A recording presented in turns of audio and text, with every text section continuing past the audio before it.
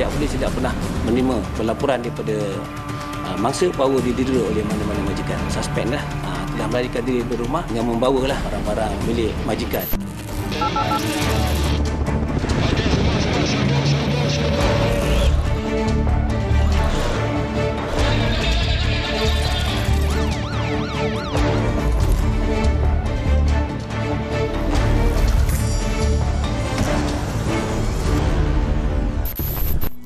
Assalamualaikum dan salam sejahtera. Anda sedang menonton 999. Siaran malam ini juga boleh ditonton secara HD menerusi www.tonton.com.my. Baru-baru ini tular sebuah rakaman video mengenai seorang pembantu rumah warga asing yang kononnya merayu agar diselamatkan daripada menjadi mangsa dera majikannya. Namun, pemeriksaan polis mendapati bahawa wanita berkenaan disyaki telah melarikan barangan serta wang milik majikannya bernilai lebih RM10,000. Wartawan Ainul Abdul Rauf ke Johor Bahru bagi mendapatkan perincian kes berkenaan.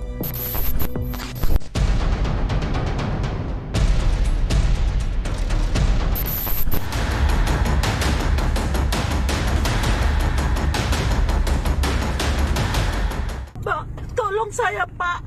Saya sudah tidak tahan. Saya disiksa terus dengan majikan. Saya mau pulang Indonesia. Tolong saya.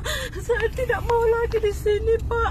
Paspor dengan saya punya telepon disita sama majikan. Tolong saya, pulangkan saya Indonesia, Pak.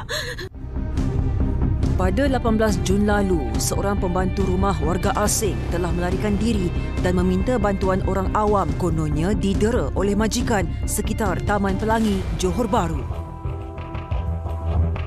Beberapa klip video yang dirakam oleh seorang individu lelaki yang membantu wanita berkenaan turut tular sehingga mendapat perhatian pihak polis bagi menjalankan siasatan terperinci berkenaan dakwaan yang dibuat.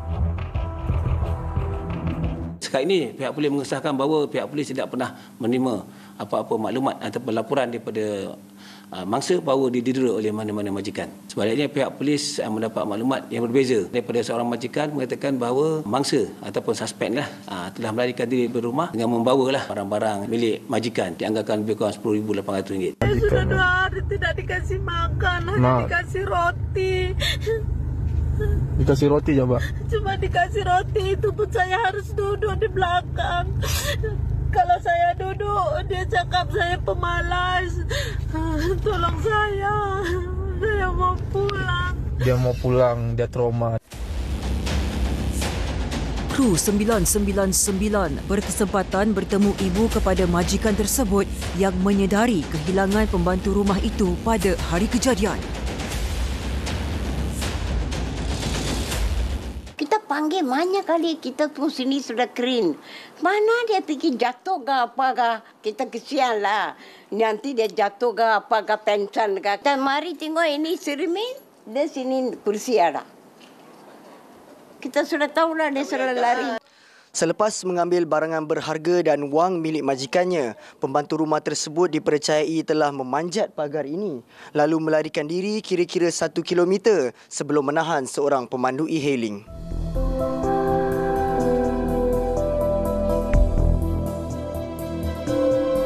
Hasil siasatan polis, pemandu lelaki tersebut dipercayai membenarkan wanita berusia 31 tahun itu menaiki kenderaannya kerana bersimpati apabila melihat wanita itu sedang berlari sambil menangis.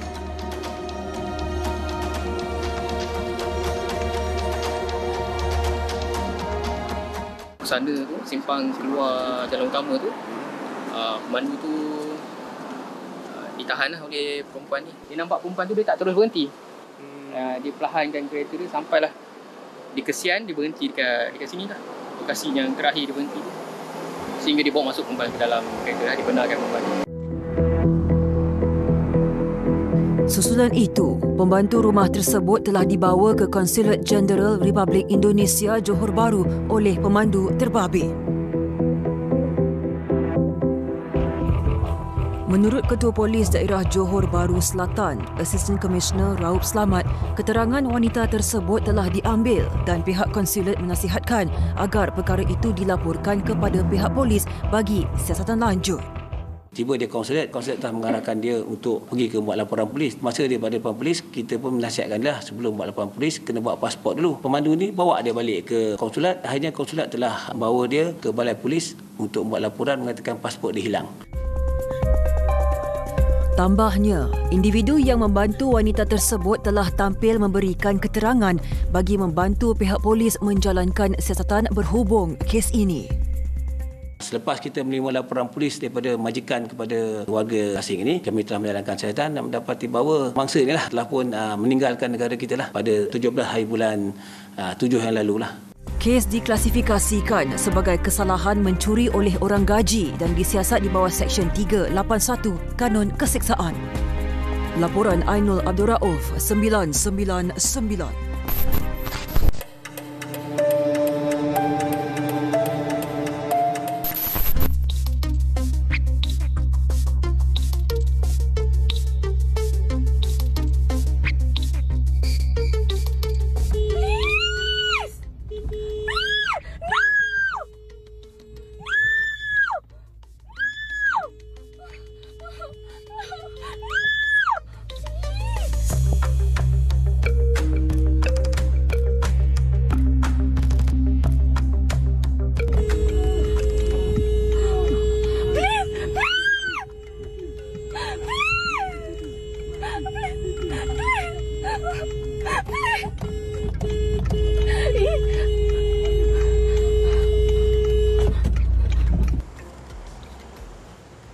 Seorang wanita berdepan detik cemas apabila bonet keretanya dipanjat oleh seorang lelaki dari benua Afrika yang tidak dikenalinya di Bulatan Pandan, Kuala Lumpur. Aksi suspek dirakam oleh mangsa yang berada di dalam kenderaan sebelum diselamatkan oleh seorang pengguna jalan raya yang lain sekitar jam 6.45 petang.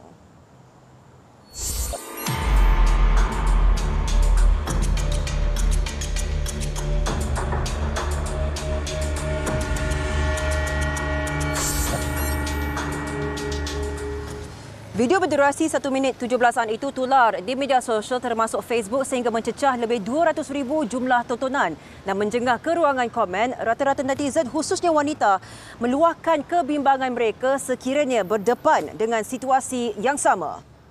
Kalau kena dekat I, mesti memang I akan panik lah. Sebab kalau I seorang-seorang lagi, I tak tahu nak buat apa kan. So, I akan macam terdiam sekejap, lepas tu akan panik. So first kali memang kalau bawa kereta semua memang akan lock kereta. Sebab kalau jadi macam ni kita jangan keluar. Sebab kita tak tahu dia macam gila ke mabuk ke apa semua kan. Nanti dia akan harm kita. So jangan keluar. And sebenarnya kalau as perempuan pun, to be safe kena ada dashcam dalam kereta. Sebab phone tu sebenarnya you kalau jadi macam tu you terus kena call polis apa semua. Tapi dia record dulu apa semua sebab tak ada dashcam kan. Yeah. Things like this usually I see outside world. But when I see in Malaysia, it's really crazy. Like, it's really, really crazy. So, because I don't really see things like this dekat sini. Selalunya dekat luar je. But when I see things dekat Malaysia macam ni, it's really crazy. For me, it's like out of my mind. That's all. I akan tolong lah. I akan tolong perempuan tu and just call for help. Or maybe call the police to see what's wrong with that guy. Apa yang dia nak, kenapa dia buat macam tu. Sebab atas kita perempuan and the perempuan tu pun seorang kan. So, yeah. I'll just call help and just help that girl as well. Walaupun insiden itu berlaku pada minggu lalu, mangsa berusia 29 tahun itu mengakui masih trauma dengan kejadian tersebut. Mangsa tampil berkongsi detik cemas yang dilaluinya bersama tim 999.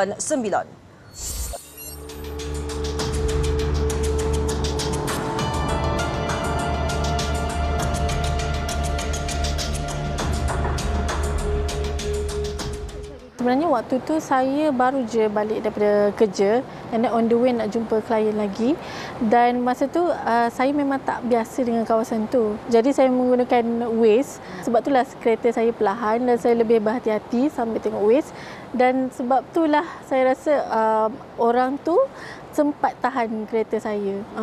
Sempat tahan dan menghalanglah laluan saya tu. Saya terpaksa berhenti. And then dia dakwa saya ni dah langgar dia. Dia kata, you hit me, dia kata. Saya tak langgar dia masa tu. Jadi saya just horn lah. Dia tak puas hati, saya mengundur. Dia mengundur tu, dia kejar kereta saya dan dia panjat atas kereta saya. Waktu tu saya dah panik. Saya rasa macam kot lah dia rosakkan kereta saya ke apa ke. So saya fikir macam kereta saya tak ada dashcam. Jadi saya keluarkan kamera phone saya untuk rakam masa kejadian. Saya cuba dapatkan perhatian orang dengan horn, tak berhenti dan menjerit untuk dapatkan pertolongan orang di sekeliling saya. Daripada saya horn sekuat hati saya tu, lama-lama tu, saya dapat perhatian daripada pekerja di bangunan berdekatan. Saya sangat lega, sangat bersyukur dia tolong saya. Dia je yang tolong masa tu dengan cuma berbasikal, dan saya rasa macam begitu tinggi risiko yang dia ambil. Dia cuma berbasikal masa tu. Nak lari ke apa yang terjadi seterusnya tu, saya pun rasa kesian. Apa jadi dekat dia? Saya terfikir-fikir tau. Lepas saya pergi tu, saya terfikir-fikir apa yang terjadi dekat dia. Kalau dia menonton sekarang ni, katakan apa yang awak nak sampaikan kat lelaki yang membantu awak tu? Ya, saya sangatlah, saya nak ucapkan sangat terima kasih. Bukan saya je, mak ayah saya sentiasa sebut pasal lelaki India tu, dan rasa bersyukur saya selamat nak jumpa dengan lelaki India tersebut. Dan tapi saya berterima kasihlah dengan dia, dan saya tak dapat apa-apa pun info pasal lelaki tersebut. Dia di mana, kat mana, media sosial pun tak ada. Kejadian yang menimpa mangsa itu turut mendapat perhatian Peguam Nur Zabita Muhammad Nur yang pernah mengendalikan kes yang sama. Menurutnya, jenayah ini boleh diklasifikasikan sebagai kemalangan terancang atau staged accident.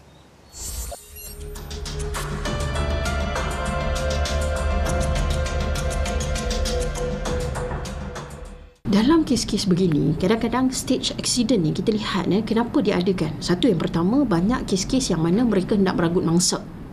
Contohnya apabila mereka pura-pura jatuh, bila mangsa turun cuba membantulah. Tapi yang paling dibimbangkan sekiranya berlaku jenayah seksual. Rata-rata kebanyakan mangsa yang biasa mengalami keadaan begini adalah wanita lah. Kita tahu bahawa kejadian kemalangan ni boleh dituntut di mahkamah. Tetapi saya nak ingatkan kepada penonton bahawa dia bukan sekadar kita berhenti di pinggir jalan, lepas tu kita bayar. Dia perlu melalui proses. Perlu ada laporan polis, perlu ada medical report dan seterusnya, perlu ada tuntutan di mahkamah.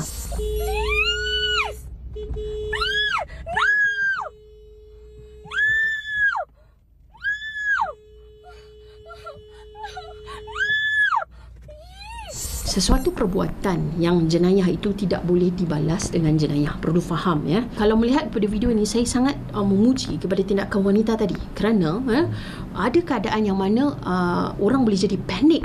Apa yang mereka lakukan, mereka mungkin boleh reverse ke belakang, kemudian mereka rem dan langgar. Okey, dalam keadaan ini akan menyebabkan kemudaratan yang lebih. Ataupun ada juga keadaan yang mana kita lihat apabila satu situasi asalnya orang yang dalam video tadi adalah mangsa, tiba-tiba jadi pemangsa apabila dia naik marah dan melakukan jenayah-jenayah kepada situasi tadilah. Jadi saya memuji situasi tadi tu, ianya adalah satu langkah yang bijak, yang mana dia tidak turun daripada kereta. Dia minta bantuan. Dan langkah yang seterusnya adalah dia boleh buat laporan polis berkaitan dengan insiden tadi. Laporan polis telah dibuat di Balai Polis Kota Damansara dan kes diserahkan kepada Ibu Pejak Polis Daerah Dangwangi untuk siasatan lanjut.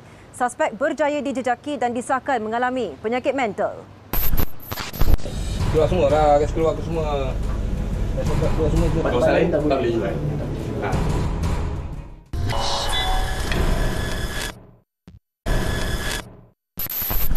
Rokok seludup disembunyikan di bawah kaunter dan dijual kepada orang ramai.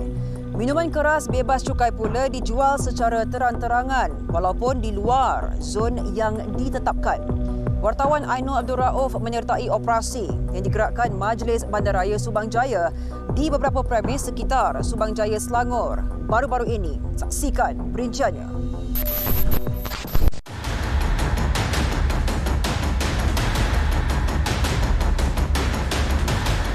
Ini rokok ada berapa banyak lagi?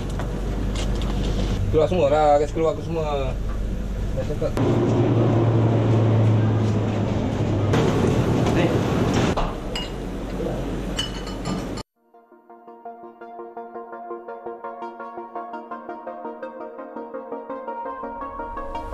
Isu penyeludupan rokok dan minuman keras tidak bercukai sememangnya bukan perkara yang baru dan dikesan semakin meningkat sekitar Subang Jaya, Selangor.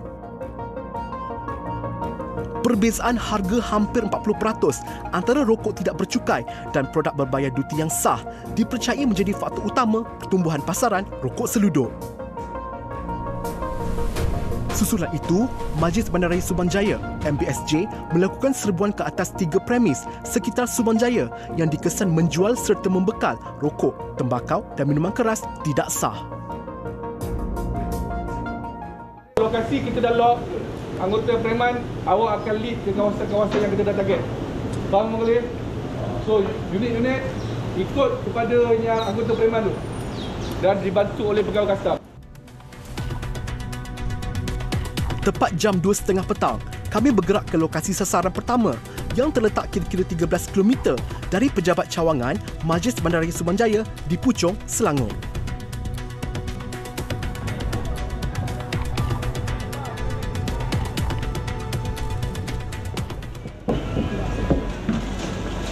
Abang kerja kedai ke? Kerja juga. Kerja juga. Punya rokok ada berapa banyak lagi? Okey. Rokok. Ini je bang. Tak bahasin mana boleh. Okey? Ini je rokok tak ada. Cuma kita order sehari-hari lah. Jangan, nanti kalau kita cek ada ni masalah ni. Jom. Jangan bagi kita cek kan? Keluarkan semua. Ketika pemeriksaan di premis berkenaan, pihak MBSJ mendapati beberapa kotak mengandungi rokok tidak bercukai pelbagai jenama disorok di bawah kaunter oleh pekerja premis. Terus semua bawa keluar. Hantar atas meja. Atas meja. Tak ni.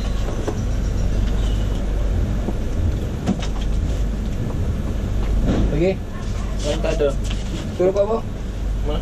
Ini. Keluar semua lah. Kasi keluar ke semua. Dah cakap keluar semua lah.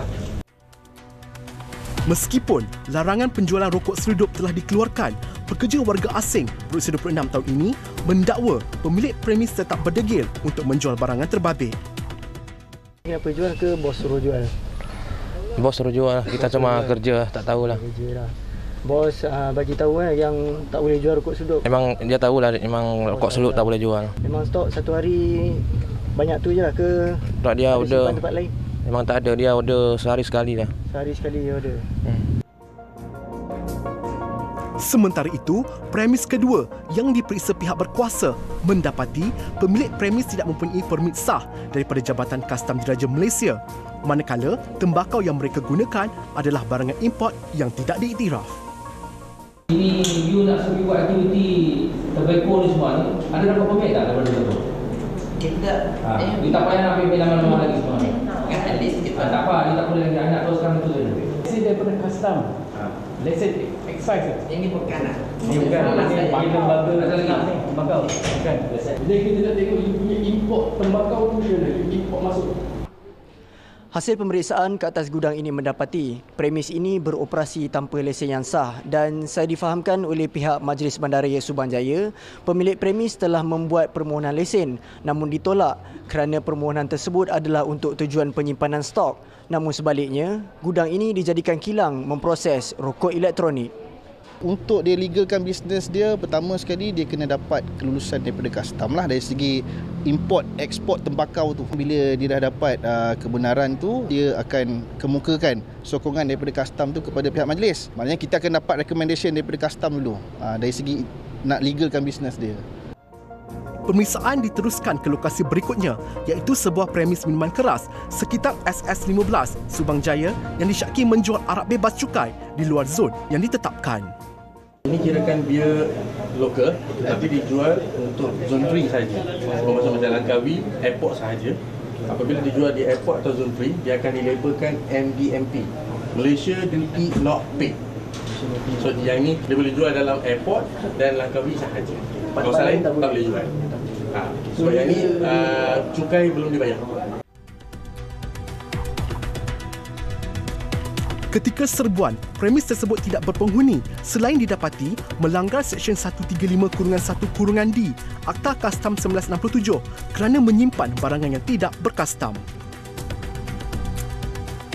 Macam ni stiker ada tapi kita tak pasti dia original punya SIM tak SIM.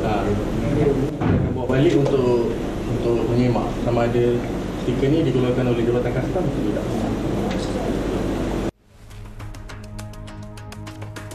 Operasi bersepadu yang disertai seramai 45 anggota Majlis Bandaraya Subang Jaya ini turut dibantu 35 anggota Pasukan Jabatan Kastam Diraja Malaysia JKDM Selangor.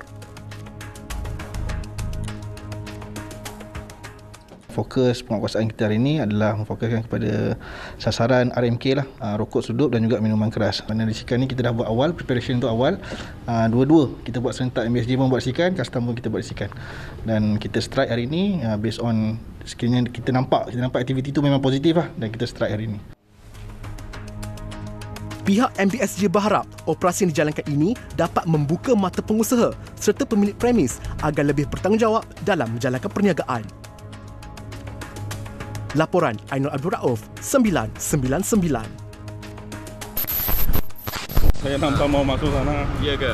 Saya nampak you kalau kita tak tahan kereta depan tadi, you tak mau berhenti you. Saya nampak cara you tak nak berhenti tadi.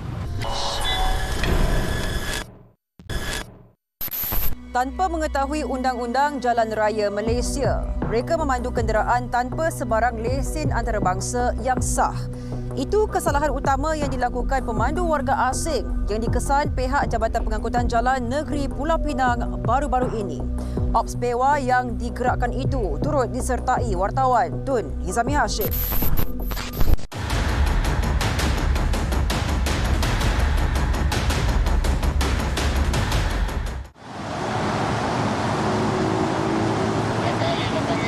Tahu dah salah apa ni? Ini salah license tak ada ambil. Tak pun salah. Sekarang ni rotek dah tak ada? Betul selalu ada ni. Rotek pun mati. Okey, sekarang ni you ada apa salah? 3 salah. 1 lesen tak ada. Yang kedua rotek tamat tempoh. Lepas tu insurans pun tamat tempoh. 3 kesalahan. Itu antara kesalahan trafik dilakukan oleh pemandu warga asing yang dikesan menerusi Ops PEWA.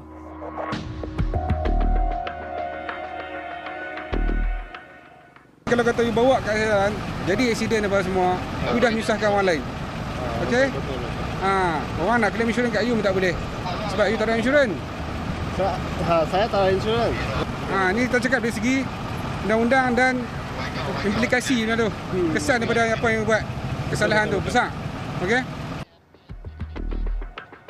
Jabatan Pengangkutan Jalan Negeri Pulau Pinang mempergiatkan operasi pada waktu puncak seawal jam 7 pagi bagi mengesan pemandu warga asing yang mengingkari undang-undang trafik. Pemandu van warga asing berusia 40 tahun ini antara yang ditahan kerana didapati tidak memiliki lesen memandu yang sah.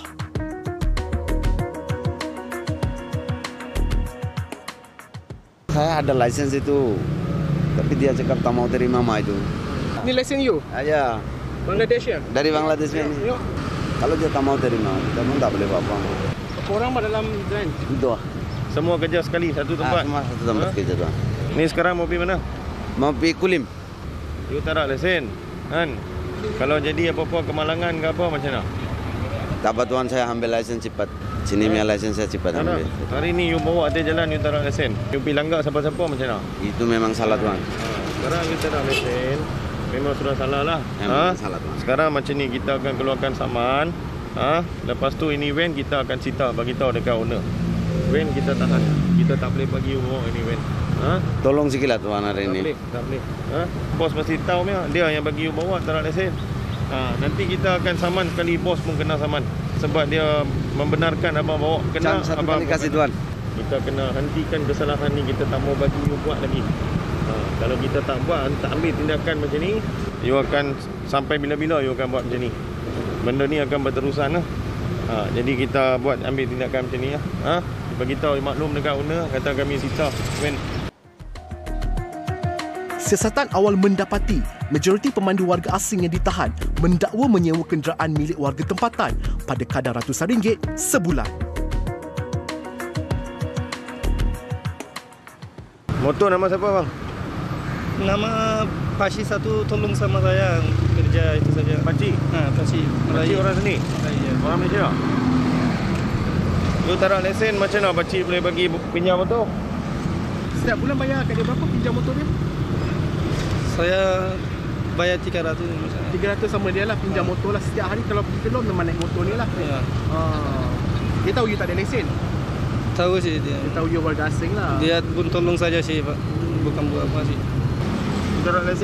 Saya pun minta tolong sama dia pasal saya pun cari kerja. Saya ada rumah, kalau saya ada anak, ada bini, si boleh tahu tengok pun boleh anak saya baru 5 bulan saja.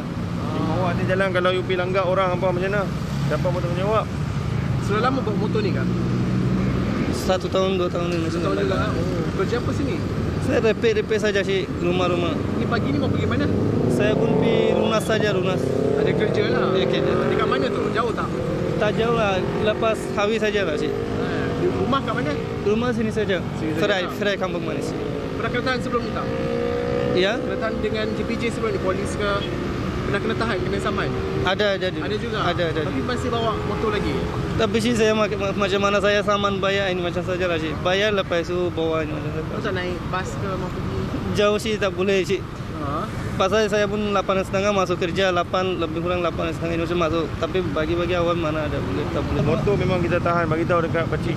Tuhan banyak tolong sama awak sih. Satu kali sih macam mana sih. Tapi memang kami sangat betul. Biasa tak ada lesen.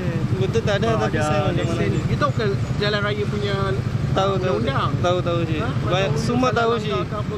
Tahu sih, saya semua faham je. Tapi you tak ambil ujian je, you tahu? Tapi saya itu tak boleh macam sih. Sementara itu, aksi sekumpulan pekerja warga asing yang menaiki sebuah kereta sedan pada jam 8.30 pagi mencuri perhatian anggota JPJ.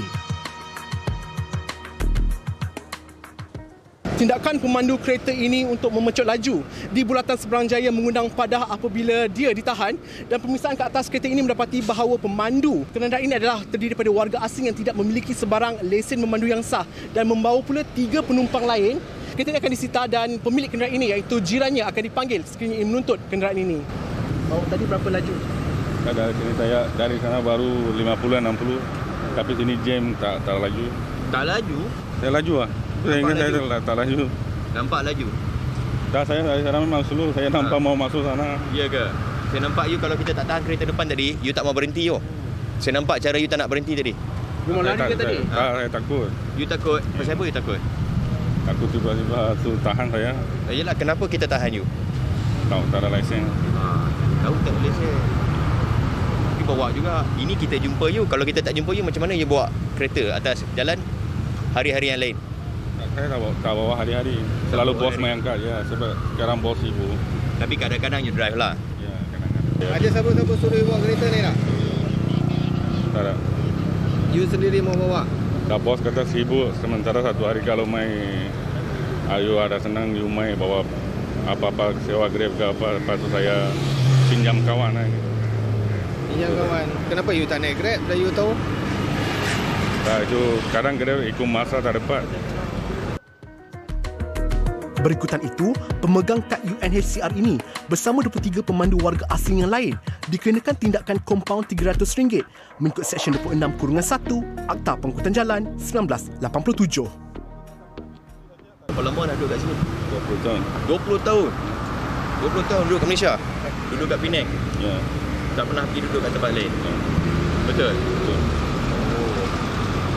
Ya, sebab kereta ni pun you beli sendiri kot. Memang bukan lah. Ya, sebab kebanyakan orang macam you all ni, sebab dah duduk lama kat Malaysia, guna nama orang lain. Saya memang tak guna. Bukan saya, memang saya. Ya. You tak boleh ada kenderaan tau. You, pemegang UNHCR, tak boleh ada kenderaan dekat Malaysia. You cuma boleh duduk menumpang saja dekat sini. Kita dah tolong you duduk kat sini, tapi sampai ada kenderaan sendiri, orang lain susah-susah ambil lesen.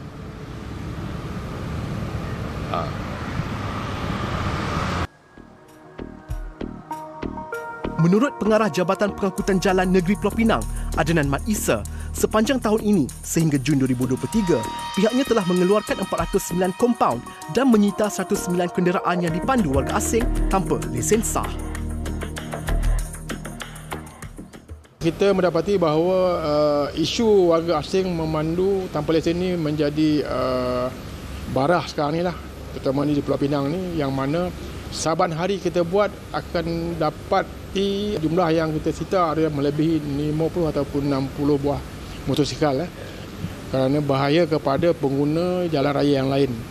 Kita tahu bahawa warga asing yang memandu kenderaan ini dia tidak mempunyai pengetahuan ataupun maklumat mengenai isyarat-isyarat lalu lintas yang ada di Malaysia berbanding dengan negara mereka.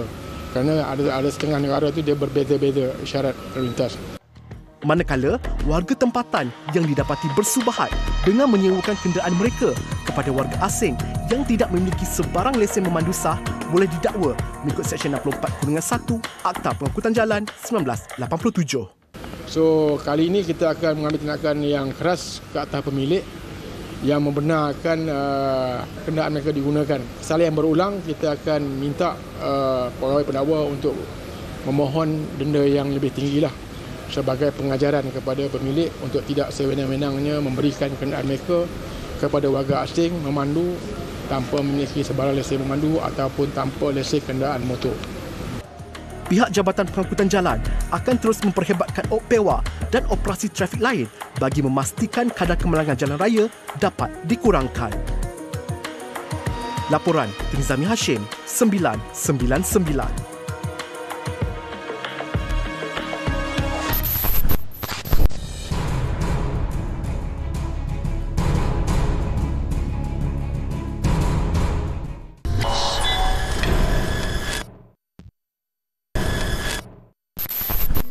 Seorang lelaki berusia 41 tahun dijatuhkan hukuman penjara selama 218 tahun kerana kesalahan merogol anak kandungnya sendiri.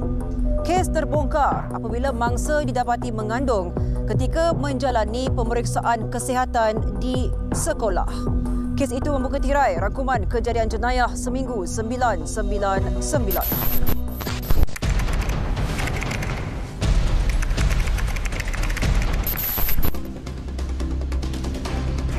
Tertuduh yang berusia 41 tahun mengaku bersalah terhadap 8 pertuduhan rogol dan amang seksual yang didakwa dan hukuman penjara bermula dari tarikh tertuduh ditahan pada 6 Jun lalu.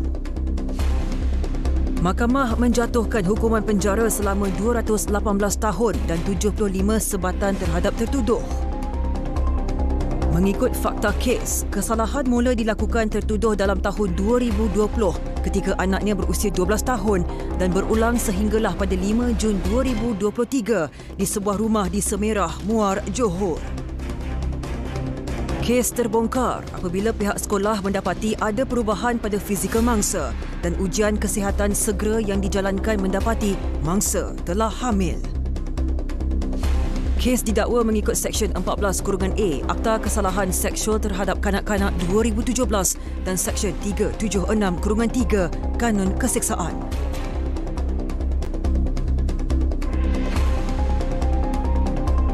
Seorang wanita cedera selepas sebuah bungkusan yang dibuka meletup di belakang sebuah restoran di Jalan Pantai Cenang, Langkawi, Kedah. Wanita berusia 26 tahun itu merupakan pemegang kad Agensi Pelarian Pertubuhan Bangsa-Bangsa Bersatu UNHCR turut mengalami kecederaan di bahagian muka dan badan. Kes disiasat di bawah Seksyen 307 Kanun Keseksaan. Seorang wanita didakwa di Mahkamah Session atas pertuduhan membunuh seorang bayi perempuan iaitu Cheong Siu yang berusia 6 bulan. Tertuduh Tan Wui Cheng, 51 tahun yang juga pengasuh bayi itu mengangguk faham apabila pertuduhan dibacakan di hadapan Magistrate S. Punita. Kesalahan telah dilakukan di alamat Persiaran Kelebang Selatan 5, Tawas Indah di Cemor, Perak pada 12 Julai yang lalu. Kes didakwa mengikut Seksyen 302 Kanun Keseksaan kerana membunuh. Seorang lelaki dihadapkan ke Mahkamah Magistrate Air Keroh atas pertuduhan membunuh anak kandung kekasihnya yang berusia 3 tahun. Tertuduh Muhammad Firman Hakimi Abdul Rahman, 25 tahun, didakwa menyebabkan kematian terhadap Muhammad Dayan Mikael Muhammad Razihan, 3 tahun, di sebuah rumah di Jalan PE 15, Taman Paya Emas, Cheng, Melaka pada 6 Julai yang lalu. Dakwaan dibuat mengikut Seksyen 302 Kanun Keseksaan. Dalam prosiding mahkamah lain, ibu kandung kanak-kanak itu, Nur Ashikin Syakikah A. Ramli, 24 tahun, juga didakwa melakukan pengabaian atau mendedahkan mangsa yang mungkin menyebabkan kecederaan fizikal atau mental dengan menyerahkannya kepada Muhammad Firman Hakimi. Tertuduh didakwa di bawah Seksyen 31/1/A Akta Kanak-Kanak 2001. 7 terselamat dalam nahas helikopter milik Jabatan Bomba dan Penyelamat Malaysia di lapangan terbang Sultan Abdul Aziz Shah, Selangor. Difahamkan jentera berkenaan sedang melalui proses pandu uji sebelum hilang kawalan dan terhempas. Saksikan butirannya dalam Tragedi 999.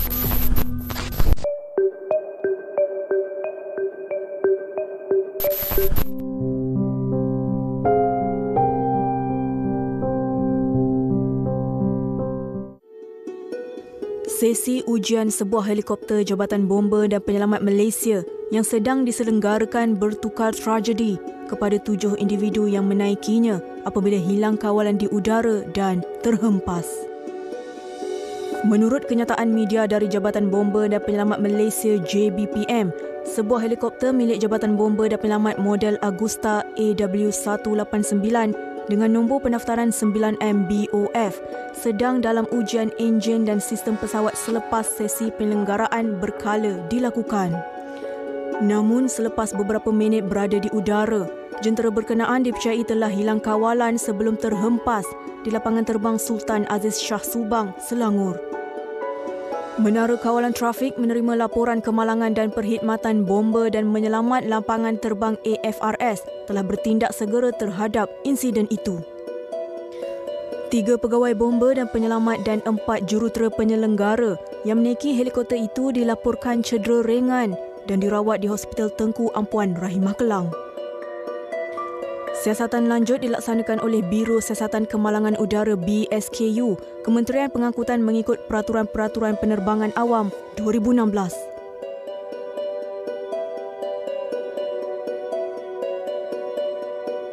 Ribut beserta dengan angin dan hujan yang lebat telah menyebabkan sebuah kapal kargo MV Tungsung terbalik dan karam berdekatan Pulau Burung, Sebuyau, Sarawak.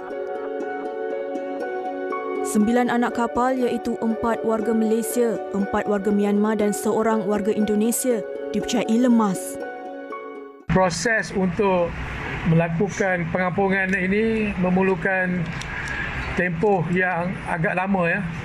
Sebab proses dia untuk mendapatkan kapal, kren dan juga tenaga penyelam yang pakar mahir untuk melakukan kerja-kerja penyelaman.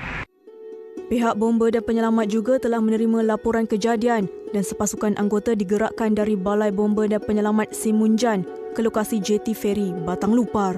Operasi cari lamat termasuk usaha penyelaman mengalami kesukaran gara-gara air laut yang terlalu keruh. Operasi pencarian membabitkan kawasan seluas 370 batu nautika persegi kerana dikhawatiri ada mangsa yang hanyut dari lokasi asal kapal MV Tungsung itu karam. Antara aset yang dikerahkan untuk membantu mencari dan menyelamat ialah kapal agensi penguatkuasaan maritim Malaysia, bot kilat 35 dan aset udara AS-355N, pasukan gerakan udara polis Diraja Malaysia. Di hari ketiga operasi pencarian, 4 mayat anak kapal MV Tungsung telah ditemui terapung oleh nelayan tempatan kira-kira 15 batu nautika dari Pulau Burung. Kapal pencari KM Kinabalu dihantar untuk mengesahkan penemuan 4 mayat itu. Kita tak boleh take for granted. Mungkin masih ada yang terperangkap, mungkin kesan daripada pergerakan arus laut, mungkin esok timbul di sini. So kita akan cover both side di kawasan sekitar bot kapal tu tenggelam di perairan Pulau Burung dan kapal besar KM Kota Kinabalu fokus di kawasan kita jumpa mayat pada petang ni. Berikutan penemuan 4 mayat ini, pencarian akan diteruskan di kawasan berhampiran bagi mengesan mangsa yang belum lagi ditemui.